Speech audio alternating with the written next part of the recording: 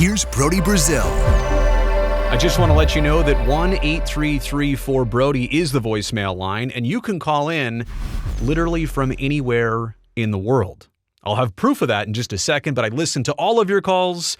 I get to play back and respond to the best ones. Hey, Brody, this is John calling from Germany. All right. Watching the playoff games, I'm wondering, with all the talk about bias in national calling of baseball games, why don't the national networks just take their national play-by-play guy, and since you've got a three-man booth anyway, augment the national play-by-play guy with the color guys from each of the two teams playing.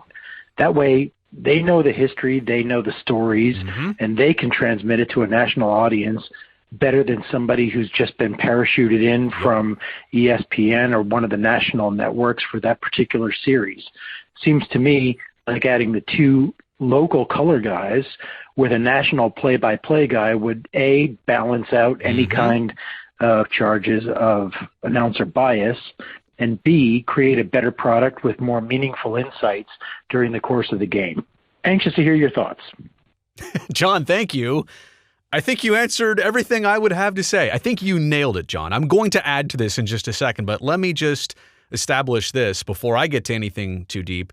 You nailed basically everything right there, and this is actually a practice and a technique that broadcast networks used to employ for decades of the 60s and 70s, and for some reason this faded away in the 1980s. They went to just the national crew. They stopped using the local analysts or announcers, and they made it more of a national thing.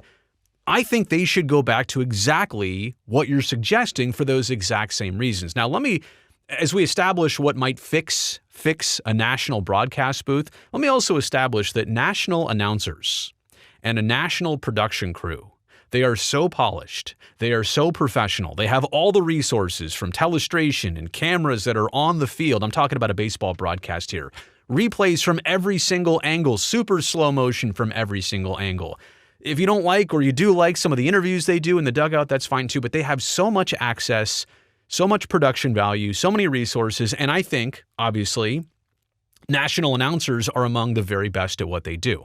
Now, they are, I should say, flavored differently because they've all got different backgrounds, and maybe they've got a regular job like, let's just say, Joe Davis, whose normal job, everyday job, part of it is covering the Dodgers and their television broadcast. So then he's got to put on the national hat, but he's very good at what he does, right? And so you've got a national crew that comes in without a lot of bias, without a lot of background. That is kind of the problem here, though. They have not been around your team. They generally, and it's going to be interesting if the Dodgers make the World Series as I'm recording this yet, I don't know. But when you see this, maybe they're already in it. Maybe Joe Davis will be calling his own team in the World Series again. But my point is, generally speaking, that announcer and that analyst, they have not been around one or both or either of those teams all season long.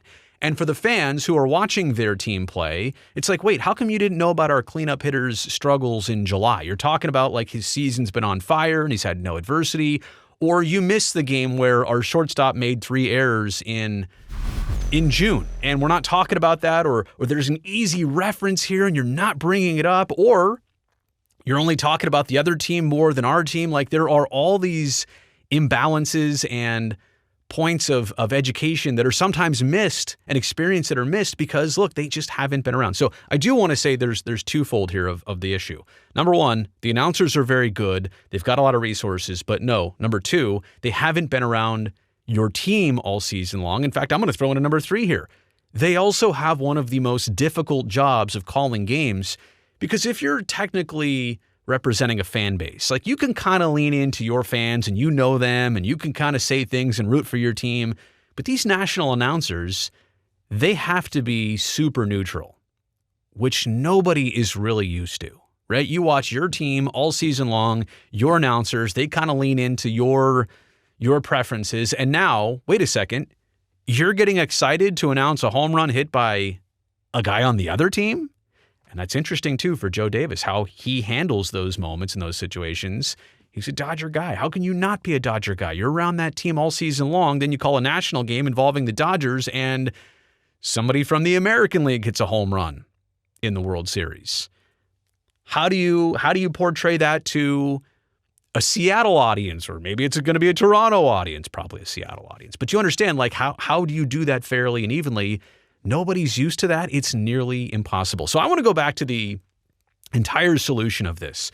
Like, we can take most of these problems and fix all of it and go back to what we were doing in the 60s, 70s, and 80s, because these broadcasts, these national broadcasts, featured local guests, either the main play-by-play announcer or the main analyst or anybody surrounding those teams who had been around it all season long. It stopped for some reason. I don't know why we got away from it. Do you just need a 2-person booth? You can't add a 3rd or 4th person? I think it's so easy. In fact, even if you did this, even if you had a 3rd person in there and you had 1 person in for the first 4 innings and a different person in there for the final 4.5 innings, whatever, split it up, at least you're getting some flavor of each team and their season and their representatives as part of the broadcast.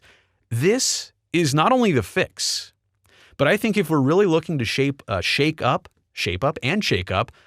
a national television broadcast, this is the way to do something different. Hey, so it's, I'm the play-by-play, here's our analyst, and for the entirety of this game, we're going to bring in somebody from Los Angeles and Seattle to help give us background on these players and these teams they've watched all season long. I get it. The national crew and the announcers, they do their best. They've got research teams. They've got every resource available. But they just don't have the day-to-day experience of having been around that team. And look, I'm not even saying that the 2 people that would join on either side representing each team, they don't even need to offer fandom or being super partial. They just need to offer insights and the experience and the details that most fans need and want. And they add some representation in the broadcast. So I'm saying that twofold here. Number one, this is the fix to helping people get over the bias issue. But it's also the fix of adding into the experience that these national announcers, they just can't ever have or replicate.